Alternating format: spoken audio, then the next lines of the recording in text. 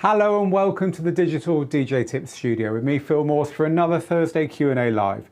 It's 3 p.m. London, 10 a.m. Eastern, and that means that across the Digital DJ Tips channels, YouTube, Twitch and Facebook, we're here now for another hour of your DJing questions answered from the world's leading DJ school. Before we get started, and by the way, ask your questions wherever you're watching this, Twitch, YouTube, Facebook. The best place is Facebook, because your questions remain under the video afterwards so we can get to you if we miss you on the live. These do get quite busy. Ask your questions early and ask them on Facebook if possible. Please only ask them once or else we won't answer them at all. And good luck. We'll try and answer as many DJ questions and queries as we can.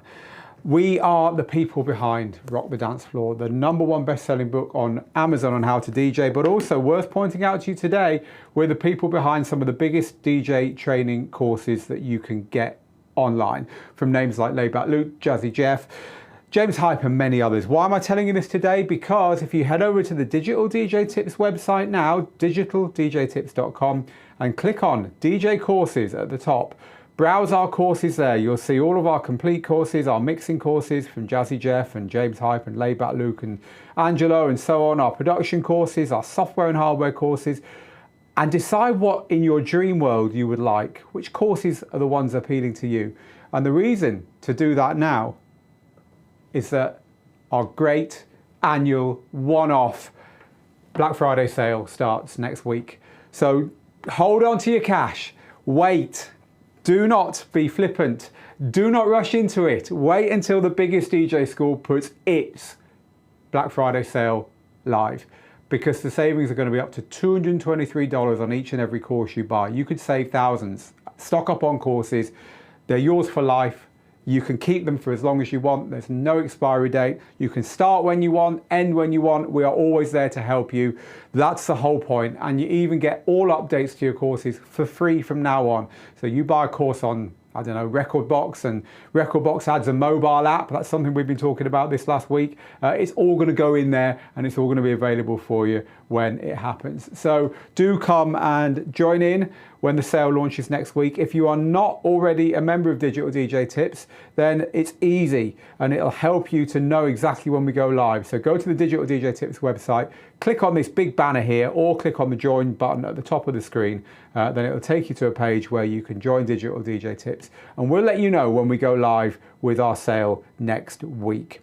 So we've got loads and loads of you already asking questions, which is great. Always a good start to see the questions piling in. Hello to Mixmaster G, hello to Blake, and to You Don't Like My Music. Apparently it's cold and windy in the Netherlands. Hello to Rocky and Frederick, DJ Skojo over there on Twitch, DJ Ginormous, and to Rocky, happy Thursday from Dat Big Easy, aka New Orleans. Wonderful. And No Name has got the first question today. So thank you for this, No Name. And your question is, what's the best way to record DJ mixes at the moment? Best way to record your DJ mixes these days? It's a great question. You know what? It's really important to record your mixes, not only because they can help you get gigs, because it's not really the biggest reason anymore. No one's going to give you a gig because you're capable of recording a DJ mix. Come on, it's moved on a bit. But because they are a good way of testing where you're at personally. If you record one of your DJ sets and play it back in the car, in the gym, at work, on your headphones, whatever, you'll hear your music like everyone else hears it, because the only person who doesn't hear your DJing like everyone else is you, because you're too busy doing it. So just by recording your sets and then listening back, you know, catching yourself unawares, like putting music on and forgetting it's even your mix you're listening to, you'll hear your transitions how they really are. It's a great learning tool. But also to record your mixes and pop them up on the internet, on Mixcloud or whatever, is a great way of keeping track of where you're at and where you've been in your DJing. And I promise you, looking back 10 years, 20 years from now, it will be a lot of fun. I've got literally cassette tapes from 1994, maybe even 93, so 30 years old. They're just wonderful. I mean, some of them are a little bit, God, really? Was that all I could manage at the time? But hey, it's part of the fun.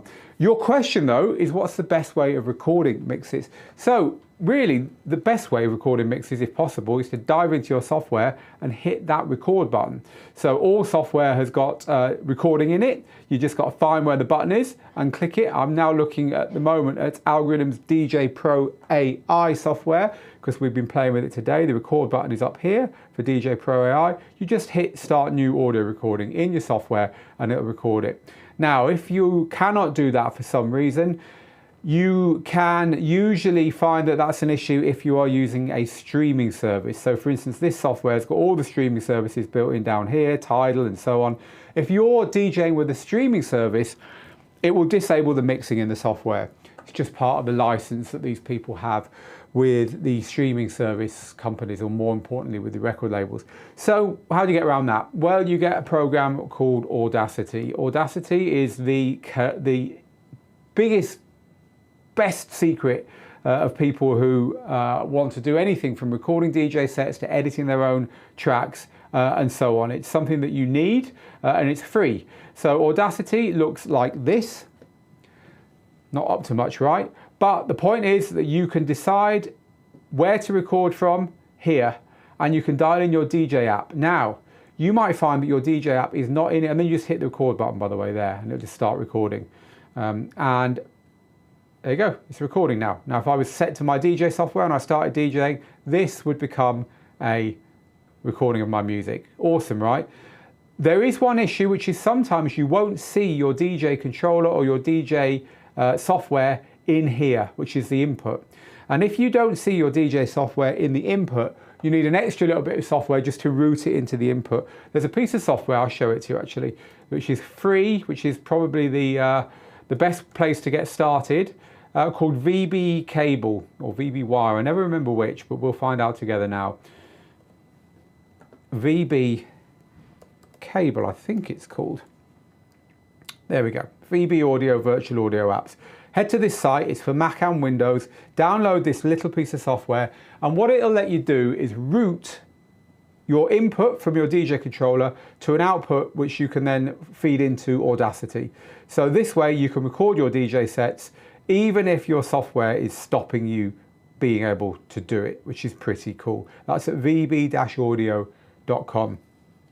Now, of course, there are other ways of recording your DJ sets. You can record them on your phone. There's apps which will let you do that, and there's hardware that will let you do that as well. This little thing here is called an Evermix box. See if I can give you a zoom in on that. There we go, Evermix box. It plugs in to your computer and it plugs in to the output from your DJ controller, and this then lets you record either on your computer using something like Audacity or directly on your phone. And there's even apps out there now, or rather there's even hardware out there now that lets you record directly onto the hardware. So you could use a little old-fashioned dictation type machine, but we can do better than that nowadays. Over on Digital DJ Tips, we recently wrote up a small forthcoming piece of equipment called Howler. And Howler is a little box that you plug into your output from your DJ controller. Here's what it looks like. And it has got a SIM card built into it and a battery. So it will literally record directly onto itself with a built-in 30-hour battery, which is pretty cool. It's even got a through. So if your DJ controller has only got one output, like this one has, you know, you plug something like this into your one output, well, how are you going to then hear your speakers? So the one that's on the computer screen now, called Howler, and by the way, the reason I don't have one of these in the studio is that this is me holding that one, but it was at the Amsterdam dance event, and it is not in production yet. It's currently a Kickstarter. But the reason this Howler is really good is it's got an in and an out for audio. So you plug your audio into it, hit record on the Howler itself, and then on the output you just plug in your speakers like normal. So it's a really clever little device, and you can also plug it into your computer and record there as well. So there's lots of ways of recording, but probably the easiest way is just to try that record button in your DJ software. Unless you're using a streaming service, it will work. If you're not using a streaming service, if you are using a streaming service, routing with VB cable into Audacity will also work. And if you've got a standalone device, like standalone controller, This is the one I keep here, basically because it's easy for me to pick it up. But you know, this is the Denon DJ Prime Go, which doesn't use a laptop. There's also the Prime 4. There's also the SC Live 2 and 4 they've just launched. And of course, there's the Pioneer DJ XDJ units as well. Or indeed, if you're using a Pioneer setup like the one I've got at the back here. Whichever standalone setup you're using, it's possible usually to plug in a USB and hit record on it and just record direct to USB from that. So that's another way of doing it. Hope that was helpful. People, we are live here in the Digital DJ Tips studio with me, Phil, and with you on the chat. And the chat is looking extremely busy. I always like to give you a little behind the scenes look at how the chat comes in. Here's all your comments coming in, and this is where it all happens. So lots and lots of you asking questions. I will get to you as fast as I can. Please only ask once. Thank you for that question, no name. Any news about Traktor integration with Pioneer DJ gear like the RX3? No, the only Traktor integration we've heard of recently is with the new Flex 6 GT, which also works with the old Flex 6 because they're exactly the same. Very underwhelming. It's just a mapping. It's just a TSI file, which is, anyone could have written that mapping, and the jogwheels don't work very well with it. So a bit underwhelming, that one. So no news of any third-party Traktor mappings, unfortunately, but if we hear anything, we will let you know. Apparently it's snowy in Toronto, so there you go. Following on from the talking about recording a DJ mix, how to stream DJ mixes with copyright in mind. Another good question, so thank you for that one too. The best place to do it is on Mixcloud. Mixcloud is not free, at least not when you start using it, you know, properly and getting stuck into it. But Mixcloud is not free for a reason, because Mixcloud is fully legal and it's a great place, therefore, for you to stream your music. And you can, if you are really, really dedicated, start charging money for listening to or tuning into, because you can also live stream on Mixcloud your streams. So Mixcloud would be the place to go, because everything you do on there will stay up and they won't copyright slam you. The next place to try would be Twitch. Although your recordings won't stay on Twitch, you won't get taken down when you're actually streaming there. And Twitch is hugely popular with DJs streaming, of course. And the next place would be YouTube. Now, YouTube is a little bit harder, but that doesn't mean you can't do it. If you want to know how to kind of get around the copyright issues on YouTube, head to digitaldjtips.com and go to the little search bar and type in just copyright. That will do. Click search and you will see somewhere near the top 3 vital steps for DJing on YouTube without copyright hassle. We've done hundreds and hundreds and hundreds of streams on YouTube, and we know exactly what to do. There's a few steps you have to jump through to avoid things like what you're looking at there, which you don't want. So go and have a look at that article on Digital DJ Tips where we talk you through exactly how to do it. Wonderful question. Appreciated. Okay, let's grab another one. Lots and lots of questions coming in live.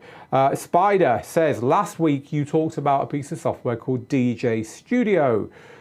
Can you tell me if it would be anything like One DJ, a modular software adaptable like Virtual DJ, mappable for hardware, or are they manufacturing their own deck? No, nothing like that. It's a little one-man band, and it's basically a piece of software. Now, they'll probably get a little bit of hardware control, but the whole point is that you build a mix inside their app very quickly.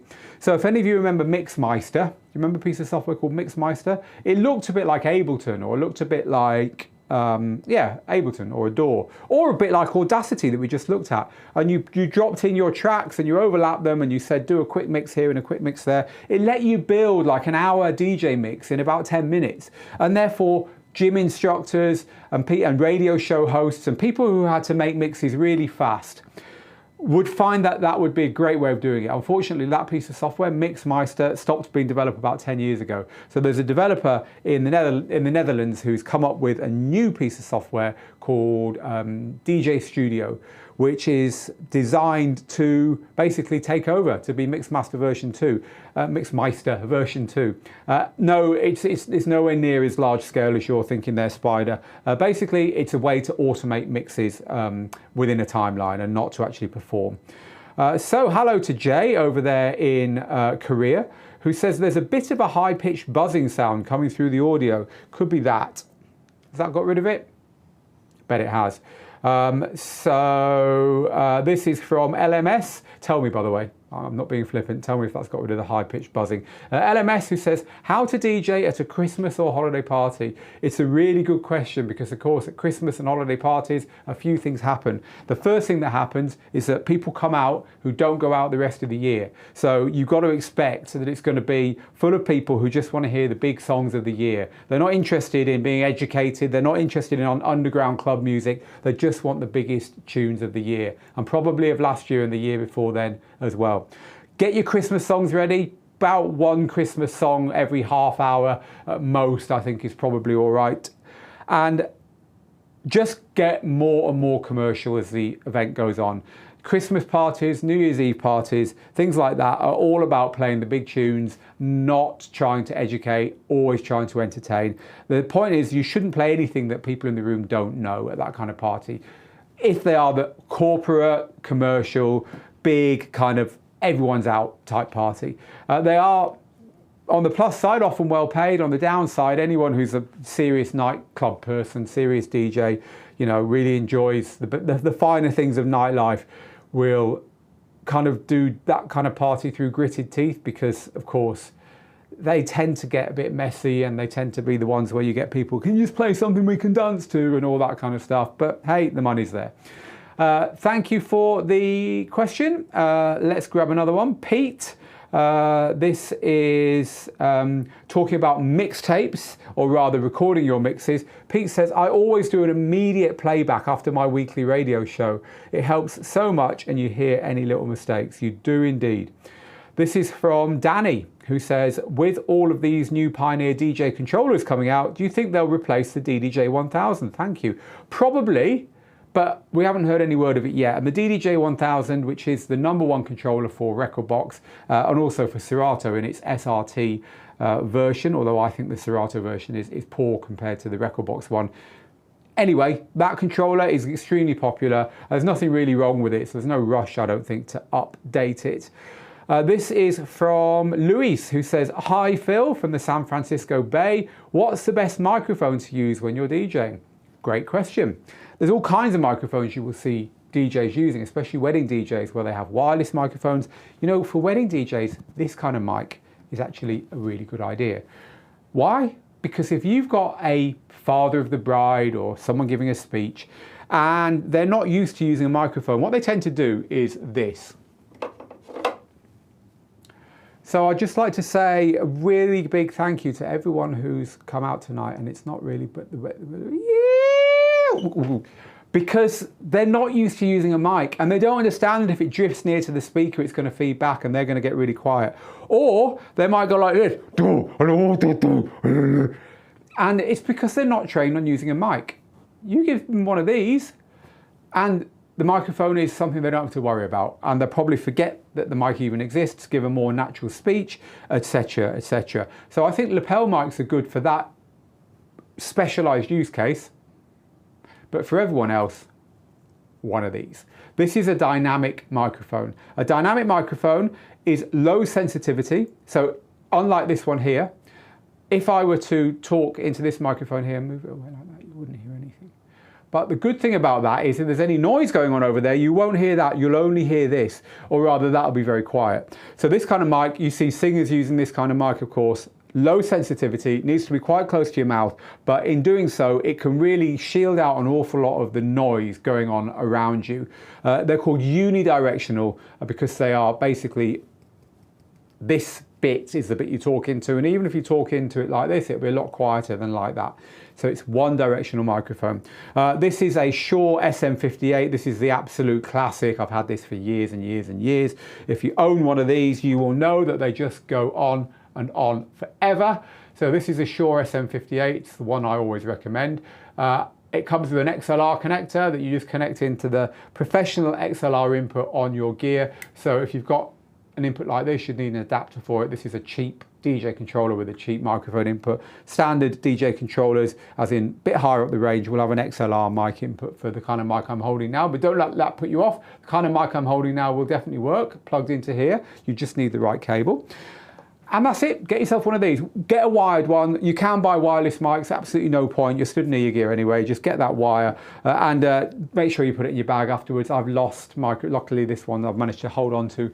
I've lost several mics over the years by accidentally leaving them in venues. So yeah, a dynamic microphone. There are some dynamic microphones. I think Pyle Audio, P-Y-L-E, do a microphone. You can get it on Amazon that looks like that for about $20. And no, it probably won't last you a lifetime, but they're really, really good. I can actually recommend them, having tried them. I was very surprised at how good that was. So there are some copies on Amazon, and that's one of the instances where if you know you're only going to use it once or twice a year, copy will probably do you. People, we're live. It's me, Phil, in the studio with hundreds of you now on the live call. Please keep calm. Only ask your question once. I'll get to as many of you as I can. If you're asking on Facebook, we can answer you afterwards. So that's a good place to ask your question if possible. So Jorge uses SoundForge to edit on your computer. Yeah, it's another good piece of editing software, so thanks for that. I was showing you Audacity, wasn't I? This is from Phil, who says, I've been looking into getting into digital mixing sets for broadcasting and demos with Ableton, etc. Are there plans for a course on this? No, we do have courses on like edits and stuff, but not really. I mean, you need to tell me a bit more what you mean by digital mixing sets for broadcasting and demos. I'm not really sure what you're on about there, Phil. But if you mean like editing audio as opposed to making music in Ableton, no. We've always talked about making an Ableton DJ course, but it's a pretty niche thing. So I think that's something that will be body swerving for the time being. This is from Cameron. I love this. And this is, I'll tell you, I'm going to give you some behind the scenes truth here. This is from Cameron, who says, hi Phil, do you keep the boxes your gear comes in? I don't want to trash mine, but they take up so much room. I think it would be a really good move to keep all the boxes your gear comes in, because you might want to sell it one day, and they can be useful when you're moving and so on. If you have an attic or a basement that's dry, wonderful. Here at Digital DJ Tips, I mean, you can only see a little bit of it here. We've got at least 10 mixers on view. I've got 1, 2, 3, 4, 5, 6, 7, 8, 9, 10, 11 pieces of DJ gear there. 1, 2, 3, 4 there. Behind there's about 20 pieces of gear. There's 4 keyboards. There's another full DJ setup on the back that we haven't even had in camera shot for a while. And the lockup we have a lockup as well, has got probably the same amount of gear again. Then we've got Steve's studio and on and on and on. And no, we haven't kept the boxes for all that stuff. If we did, we'd literally be paying thousands in rental just to have a place to put them all. So for me, it's a case of do what I say, not what I do. We just can't keep the boxes. What we tend to do is a lot of the gear is loaned to us. It's loan samples from the companies. So we'll keep the box for 6 months, 9 months, a year, and as soon as the company is clearly not wanting that piece of gear back, we'll lob the box. Basically because we haven't got room to keep it, but we don't want to get rid of the gear. So the gear gets stacked up neatly and kept in case we might want it again one day, but the box is not. Do you keep your boxes? Let us know in the comments. It's a good one because the more gear you get, the harder it is to keep boxes. I agree completely. This is from Jay. Oh, what a great question, Jay. Jay says, do you think platters will ever be replaced for other features? I'm asking because new features like sync have made beat mixing less needed, and that platters are not the best for new technologies like stems. What a good question. And the truth is, it's already been tried. Native Instruments removed the platter. Well, in fact, the first controller that removed the platters was the Novation Twitch. It was actually called the Twitch. I've just realized how funny that is because there's now, of course, a social media platform that DJs love called Twitch. It removed these and it gave you a touch strip. And the touch strip was quite clever because it had inertia. So you could go like that and it would be like flipping a roller. And so the track would go, whew, whew, as you did that. I loved it, but it didn't really catch on. Then Native Instruments tried it with its S5 and S8 controllers. And also it still has it on its X1. Turns out DJs like spinny things. Spinny things are what DJing is about. And so I think you're never going to get rid of these. They're just the easiest way to very quickly move between tracks, to line up, to do a bit of scratching. It just feels very natural manipulating music with jog wheels. So I don't think that we're ever going to see these going away, even though sync and beat matching do make them less needed. It just feels right for me.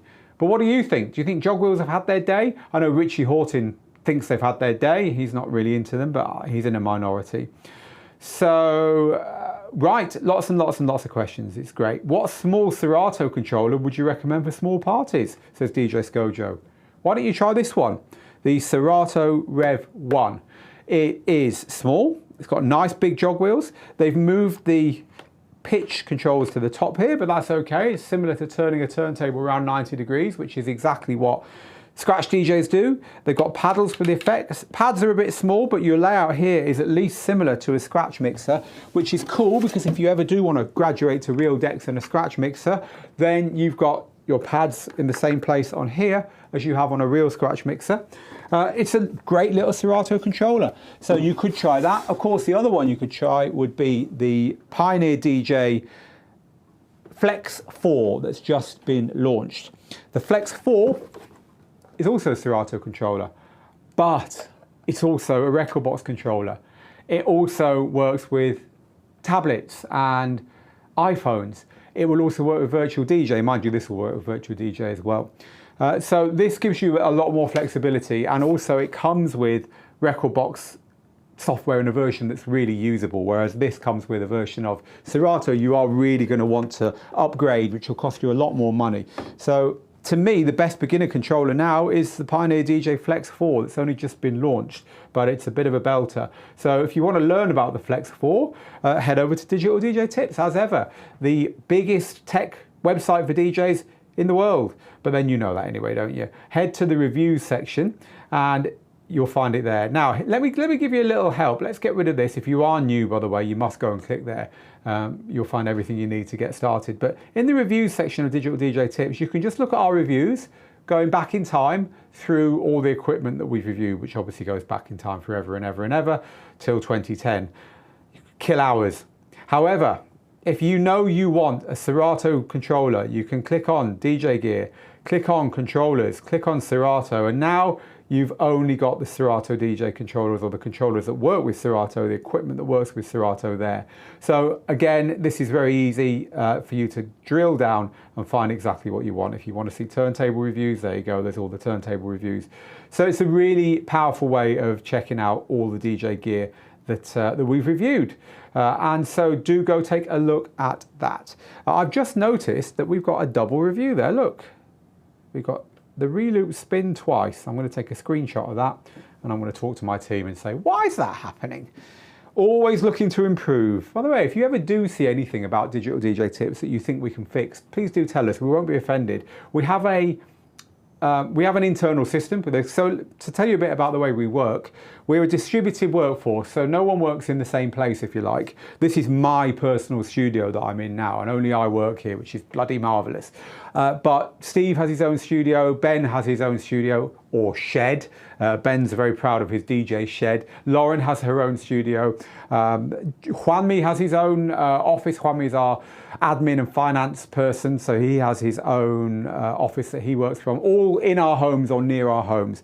And the only other person I ever work with is our production manager, who is my wife. And she doesn't come in here. She stays at home and works from home. She doesn't want to come here and work with me. So we're all in our individual places. So we have an internal communication system. So just like a lot of people use Slack at work, or Microsoft, I'm sure I've got Microsoft Teams or whatever, we have a system where we stay in touch and we share to-do lists and we have our chats and so on.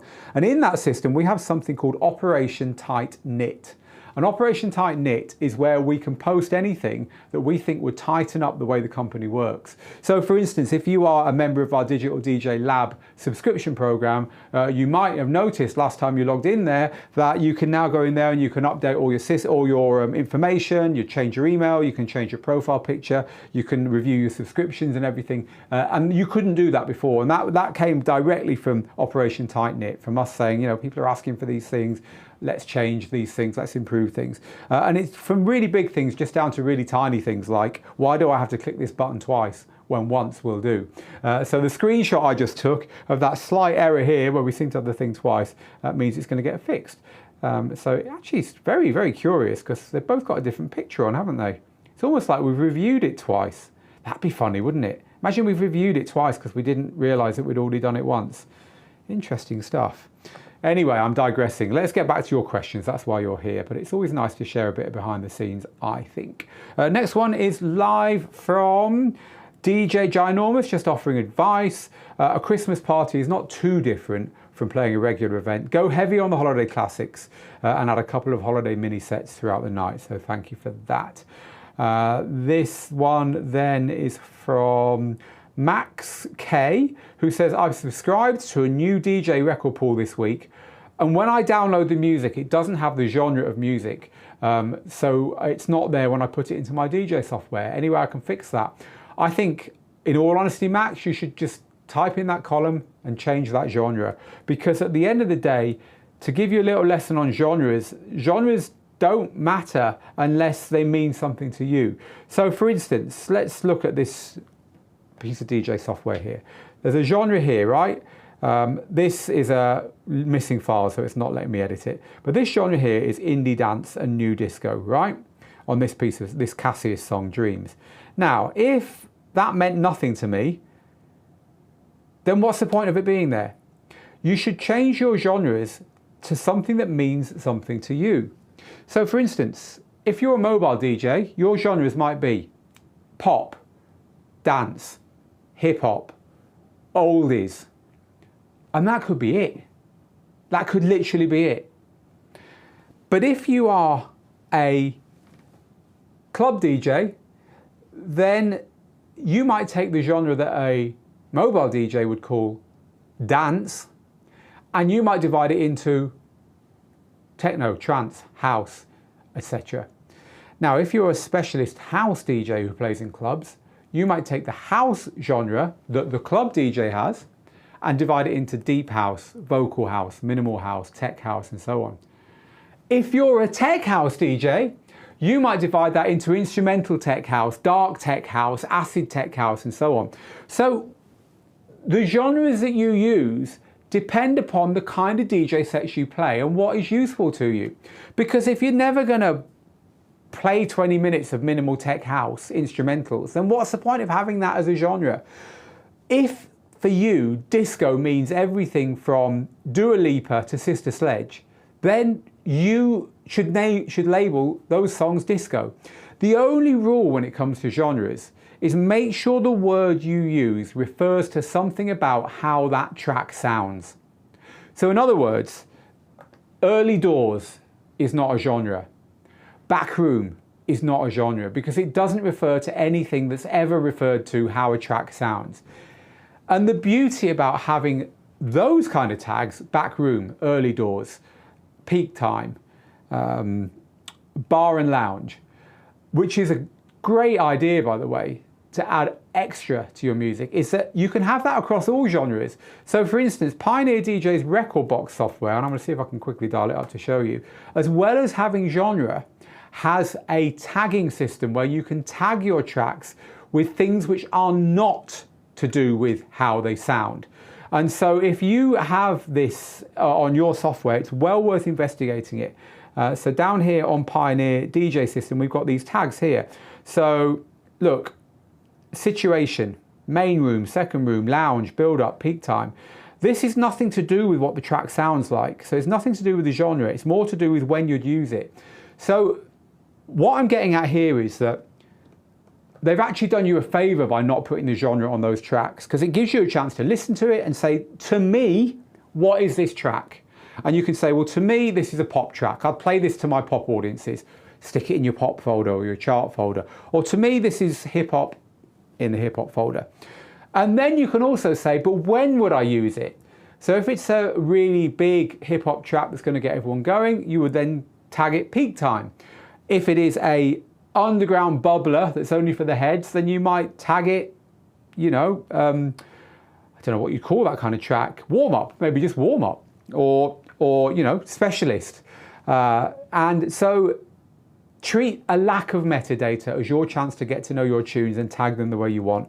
And don't think that the genres that you're given are any good. If anyone remembers going into record shops back in the times when record shops existed, you know, I remember going into HMV, where my good friend Steve, who ended up being one of my resident DJs in my club for many years, worked. They had a dance and R&B rack of vinyl. I mean, dance and R&B. We were into pretty underground, hardcore acid house, right? We didn't want to see R&B tracks coming out of the States. We wanted the stuff I just said. But yet it was all thrown into one big genre by HMV because it wasn't me deciding the genres. It was them. Decide your own genres. What do you think, by the way, about that? How do you sort your genres out? How do you find genres challenging? Let us know in the chat. Thank you very much for the question there. We've got a software question now. This is from Jane, who says, if I'm using Platinum Notes and Mixed in Key, what should I use first?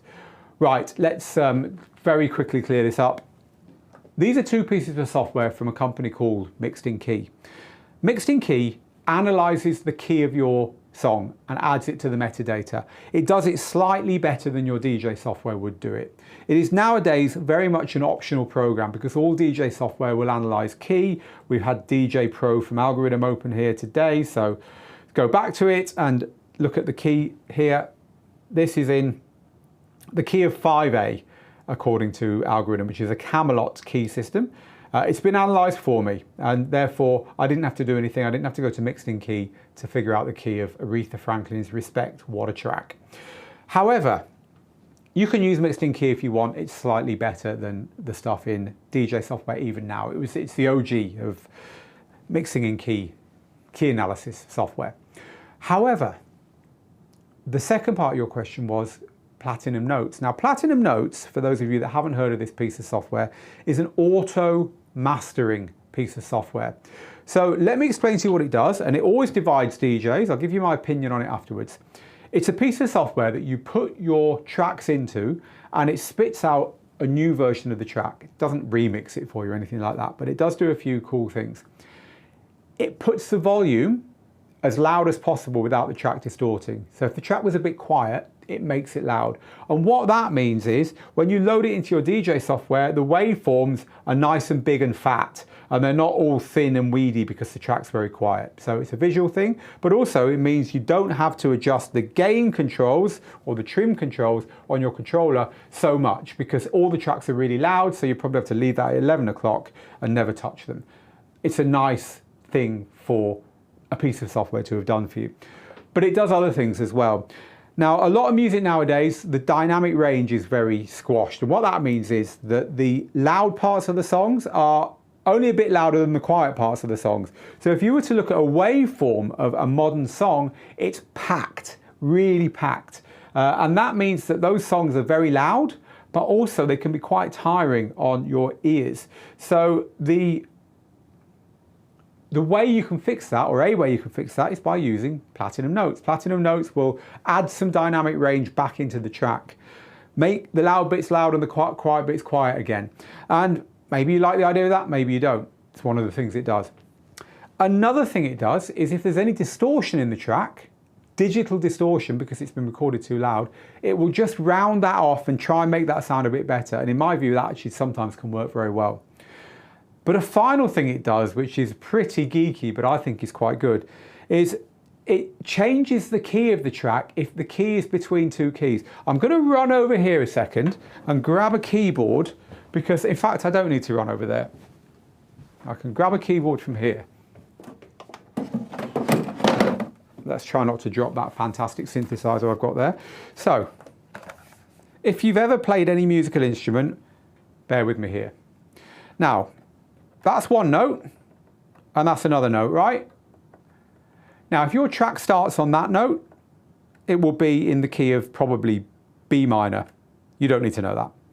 If it starts on that note, it will probably be in the key of C minor, if it's a dance track, because most dance tracks are in a minor key, something that's worth knowing, right? Because that's a B and that's a C. Now, what if the track happens to be right in the middle of those two notes? What if for some reason in the recording process or the pressing process, or just because the producer was trying to be wacky, the track didn't start on that note and didn't start on that. It was a bit higher than that and a bit lower than that. That means that when you come to try and mix it in key, it's going to sound a bit wrong. Mixed in key will correct it. It will move it up or down to the nearest actual true key, which is, as I say, something quite geeky, but it's something that I've always loved about that software. I'm just going to put that away because I'm a tidy freak. I don't like to have stuff knocking around. I meant Platinum Notes, by the way, not mixed in key. So that's what it does. It auto masters your songs. And your question there, Jane, was, what order should I use this software in? Well, here's the thing. And Platinum Notes, by the way, divides people right down the middle. Some people say, I would never do that to my music. I don't want to do anything to my music unless I can control it myself.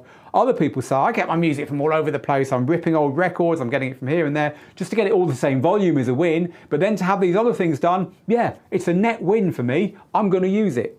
Divides people right down the middle. If you decide you are going to use it, then the important thing is to do it first.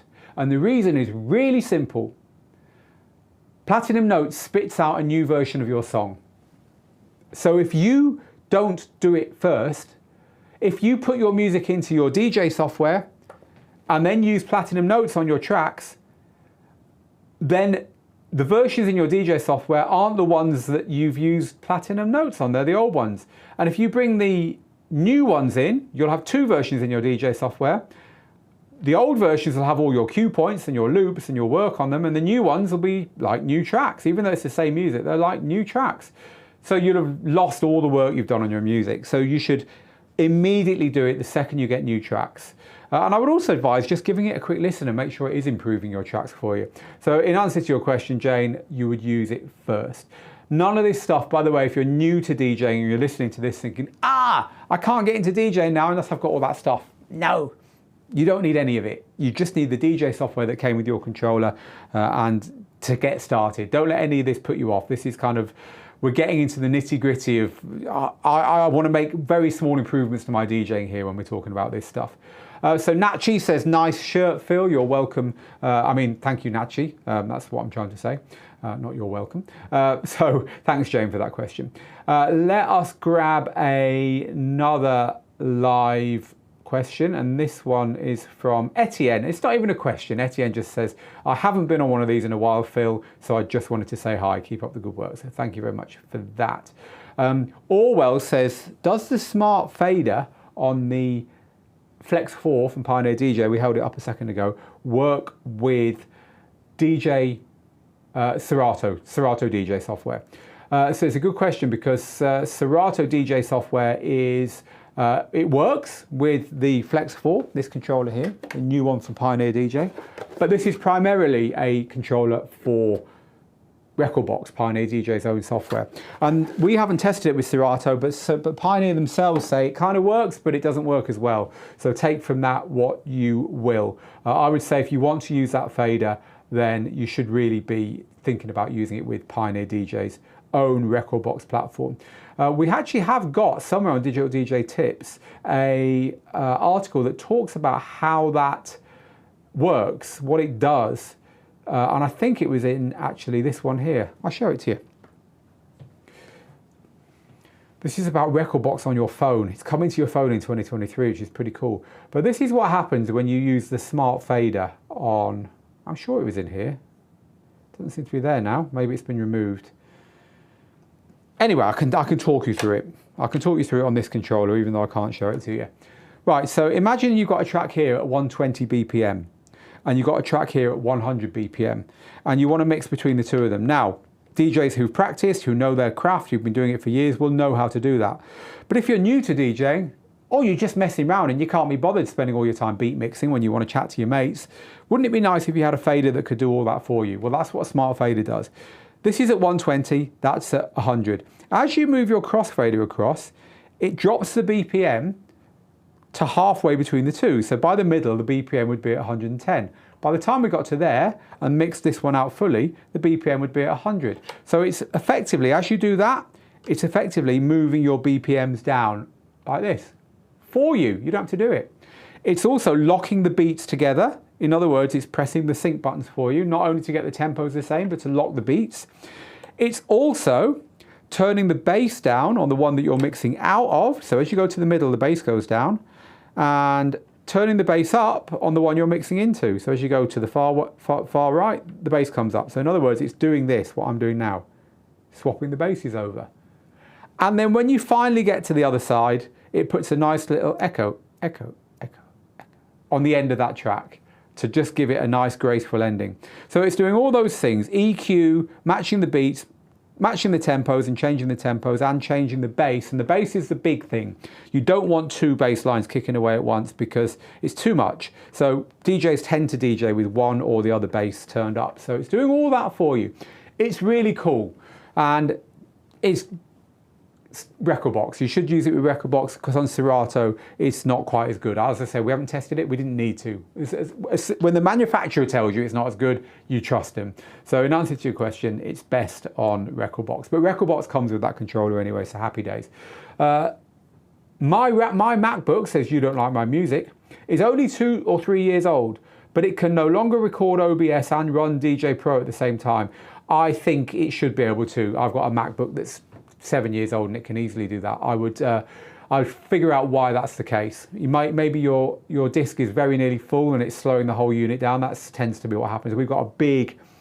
One thing I changed, I love giving you these insider bits about the studio. One thing I've changed here at Digital DJ Tips this year is we have the studio that I'm in now, the place that I'm talking to you from now. We've got the Pioneer. If you remember, we used to have a computer here, right? I used to have to go over here to do the comments and chat to you guys. Now we've got DJ gear over here. There's a line, there's an invisible line behind me, just there, right? This side is performance, creativity, production, DJing, going live, broadcasting, all that stuff. And that is all run by this computer here, which actually you can't see very well there because the camera zoomed in a bit. We've got a little MacBook Air on a nice stand. Everything that you're seeing there works with that MacBook. The production computer, a big 27-inch iMac, is over there. And they are not connected at all. There's no way of connecting between the two of them.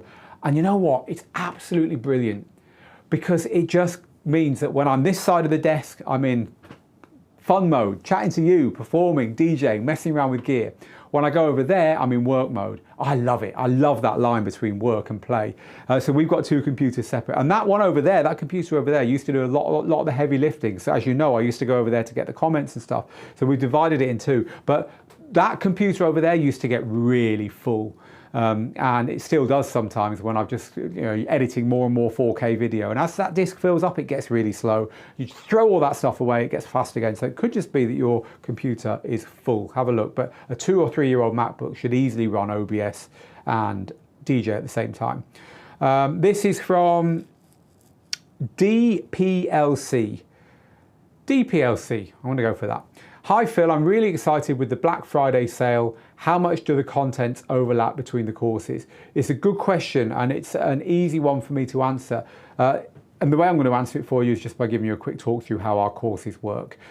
This is how Digital DJ Tips training works. We have 4 complete courses. These courses get you one of the big 4 outcomes that our school teaches. And those big 4 outcomes are learning to DJ so that you can play out and play like a pro. In other words, learning up to the standard of the professionals from zero, from being a beginner and not knowing anything. That course is called the Complete DJ course. The next complete course is scratching. This will take you from not knowing at all how to scratch, literally not being able to do a baby scratch, to being able to play to the standard of DMC and Red Bull 3-style scratch and turntable DJs. It's a massive course. The next one is Dance Music Formula. This will teach you to go again from absolutely nothing to making pro music that you can put on Beatport, that you can put on Spotify, that you can sell. In other words, 0 to pro. And as you can imagine, it's another big course. And the final one of our 4 big courses is the new Mobile DJ Blueprint. And that teaches you to go from having never set up any kind of business in your life to owning a successful mobile and wedding DJ business. It's a business course. It teaches you the business side of stuff. As you can see, they're all very different and they all get you a huge outcome. That's why they're called the complete courses. And there's no overlap at all between any of those. because they're 4 big areas, right? Then you get onto our mixing courses. Now, these are some of our most popular courses. As you know, in digital DJing and the way we teach digital DJing, and I know you know this because you're diligent students, is that we teach it in the book in 5 big areas. Gear, the geeky stuff, where everything plugs in. Music, literally assembling a good music collection. Techniques, how to use the gear and music to produce what we do. In other words, a DJ set. Playing out, which is performing in front of a crowd. How to deal with all that happens when you're out in public, and promoting yourself. How to get the gigs that you're hooked on, because you will be, when you've got to this point, you will be hooked, you need more gigs, right? This is how we teach DJing. Now, the techniques part of it is what's taught in the mixing courses. The whole lot is what's taught in the complete DJ course that we just talked about. So every single course you're looking at here in our mixing courses section is just a techniques course. It doesn't teach you anything else. Now, these are really exciting things to know. They're some of our most popular courses. But without the rest, you're not going to succeed as a DJ. So if you're new to this, the course to go for is the complete DJ course, which will teach you how to do it, assuming that you just want to learn the skills of DJing and you're not interested specifically in scratching, production, or running your own business, because these are great complementary courses to this one. You need this course, and then you can choose these, which will give you the skills. It's almost like once you know the rules, you can start adding mixing skills. The mixing is the thing that you kind of can do forever and learn new things about forever. A lot of the other stuff is finite. Once you know it, right? So we've got courses here for mobile and wedding DJs. If your favorite DJ happens to be Jazzy Jeff or James Hype or Layback Luke or Angelo, they've all done courses with us. So naturally you'll go for one of those. Very little overlap between any of these because they're all how these people do it. If you're a house DJ, our house mixing mastery course could be for you. And if you just have started to use digital DJ gear like this, and you don't know anything about all this stuff, because you were brought up on record decks, which had a start-stop button and a turntable, right? And an arm. So everything else is alien to you. Then our mixing power skills course is the one, because this is the one that takes you past beat mixing and past what you can do on turntables and teaches you how to use all the stuff in modern DJ gear. It's almost like a beginner course that you can take before you take any of the other courses in this mixing section. So moving on, there's production courses. They are pretty much self-explanatory. They'll teach you to produce music. Moving on, software and hardware courses. And by the way, again, we've got James and Layback Luke and so on here down here. Moving on, software and hardware courses. These are very, very specific. We've only made 2 hardware courses. We probably won't make any more. They're both for the DDJ 1000. We've talked about that before today. It's just the runaway most successful controller of all time. So we thought we'd try a hardware course for each of those. Very popular courses, but to us, hardware courses are like saying, learn to drive in a Ford car, right? Who cares what car you learn to drive in? It's exactly the same. It doesn't make any difference at all. So to us, you know, anyone who says, oh, I'll teach you to DJ on and then inserts a piece of equipment, nah. Once you can DJ the way we teach it, you can use any equipment. That's the way we approach it. But we have got a couple of hardware courses. But the biggest ones here are Rekordbox, Serato and Traktor. And this is worth getting, because if you can't use the software that comes with your controller, you'll always be on a disadvantage to the DJs who can. This is a way of improving your DJing without playing a single note of music. So these courses, again, don't overlap with anything. And then finally, we've got what we call our specialized courses. And these are that itch that you've always wanted to scratch is probably here. Whether it's making a mixtape or learning how to live stream or learning how to use acapellas or make your own edits or how to use key mixing, they're all in this section here. So really, there's no overlap at all. And when you've taken your fair share of these courses, but you think, I need to keep up to date. I need to keep up with what's happening now. I want new ideas. I want new things to try. More. That's when you should look at our Digital DJ Lab program, because this is the place to keep up to date with skills and mix deconstructions and workshops and coaching. And it's full of stuff that isn't, again, in any of our other courses. We've got 27 courses here at Digital DJ Tips, and we've been very, very careful to make sure that they make sense, that you can take a proper route through them, and that they've been thought through as a curriculum that works as a whole. So the short answer to your question is there's very little overlap here. The only overlap potentially would be in the mixing courses, but the overlap there is only that there's only so many things you can do on a DJ controller.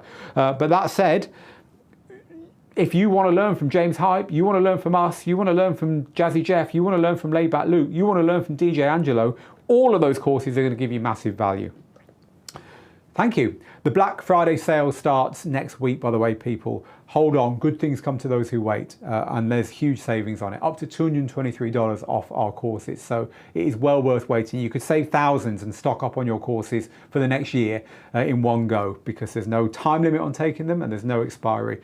And we're always here to help. Right, back to more of your questions. Thank you very much. It's been good to get a couple of questions about our stuff. We normally just talk DJing for an hour, but nice to have that. Into the last 2 or 3 minutes now. So as I said at the beginning, I warned you, ask your questions early if you want to get them answered. Come back next week and we will answer your question if it didn't get answered now. If you've asked it on Facebook, then we can answer it afterwards. It's always the best place to ask questions on Facebook. 1 or 2 more then. This one is from, I'm just going to say hello to Rocco in Glastonbury, which is a wonderful place. A lot of you in the UK will know why. Looking forward to performing and representing Glastonbury FM with exclusive remixes I've made. So well done about doing that. So this is from Matthew, who says, do you have any advice for getting your social media up and running and getting recognized as a DJ on platforms? Right, so I'll give you 2 pieces of advice here, and this is the last bit of tuition we're going to give you today. The first bit of advice, get your copy of this book. This book is free. It is our bestseller on how to DJ. It has helped tens of thousands of DJs. And this is divided into those 5 areas. And the 5th area is promoting yourself. So there's a load of timeless stuff in the back of this book, in the final chapter, about promoting yourself. You know, social media platforms come and go, but the way to do it doesn't change. So to get your copy of the book, head to digitaldjtips.com, head to any of the places where it says join and click. And to say thank you, there you go, at the top there, just click that join or click the big button here. Put your email address in and we'll give you a copy of our book as a thank you. But more importantly, we'll keep you up to date with our weekly Becoming a Better DJ tuition email called Tuesday Tips. So get your copy of the book. This will get you started, get you thinking in the right way about it. But the second way, and the second piece of advice I'm going to give you is, one thing a lot of DJs do when they start DJing and they decide that they're going to be, I'm now going to be a house DJ and I'm going to get house gigs and I'm going to be out there doing house stuff, as an example, is that they turn their back on everything that's in here. All their friends, or their family, or their contacts, or the people who they already know who are into this kind of thing. They say, no, I'm gonna start doing this properly now. Get rid of that. They start an Instagram account, they get on TikTok, maybe even get a Facebook page. Do you still use Facebook? Some of us do. And they start posting about house music, talking about house music, sharing their stuff about house music. Guess what? No one's following them, because they haven't told this lot. It is a human instinct to say, I'm going to change everything about myself now and become something else.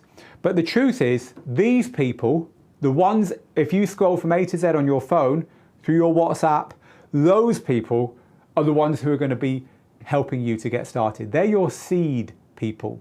You need to get as many of those on board as you can. You need to get all of those by bribing them, by paying them, by badgering them to follow your social media as you set it up and to respond. Even if they're not really into it, give them a bloody nudge and get them to do it. But you will have people who are into what you're doing here. All you got to do is ask the favor. Get them to like, get them to follow, get them to share. And seeding from the middle out is the biggest mistake that we see DJs not doing when they start. They think they can start doing something and people will come to them. It doesn't work that way. You've got to go to the people who you want to follow you. And the first people you can go to are this lot. And once you've got 5 or 10 or 20 people following you from here, there is your seed. That is the seed you're going to grow.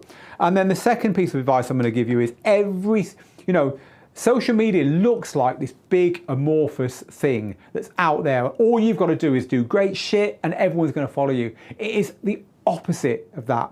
Social media is nothing more than a load of code running on a server. The really important thing about social media is that it's full of people. So it's about being in contact with the people who are in contact with you. And that means every single person who comments gets a reply.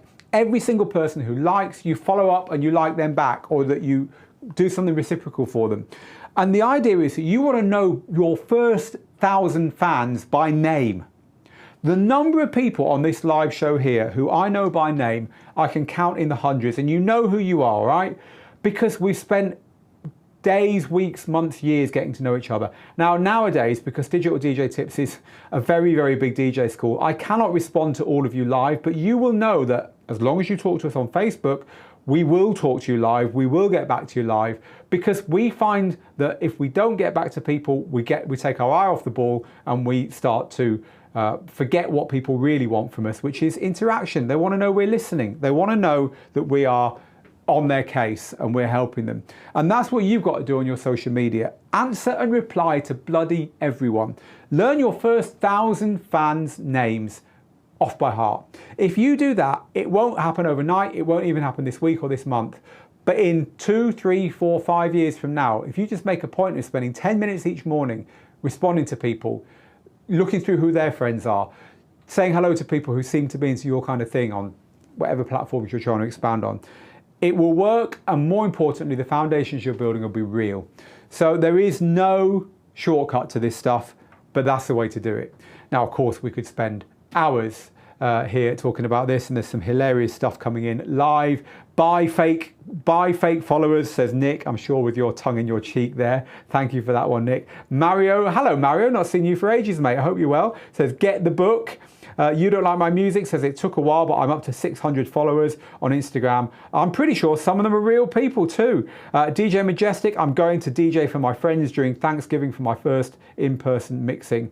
Everyone has only heard me stream. I'm excited to mix in front of a crowd. That happens to be my friends.